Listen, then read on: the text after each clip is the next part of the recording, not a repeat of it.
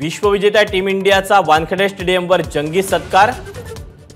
हजारो मुंबईकरांच्या साक्षीने T20 वर्ल्ड कप जिंकलेल्या टीमचा सन्मान।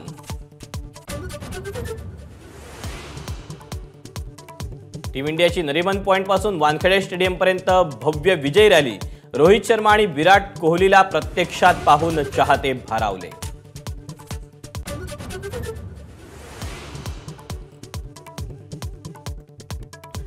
लाडक्या खेळाडूंचं स्वागत करण्यासाठी वानखेडे स्टेडियम आणि मरीन ड्राईव्हवर तोबा गर्दी। मुंबई पोलिसांच्या काटेकोर नियोजनामुळे निर्विघ्न पार पडली मिरवणूक।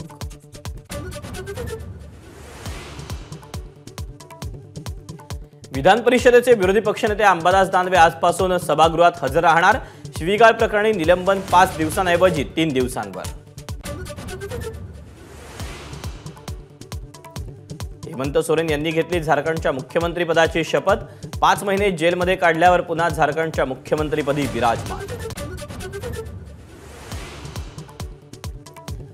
पंतप्रधान नरेंद्र मोदी 8 आणि 9 जुलै रोजी रशिया दौऱ्यावर। अध्यक्ष पुतिन यांच्याशी अनेक महत्त्वाच्या मुद्द्यांवर चर्चा करणार।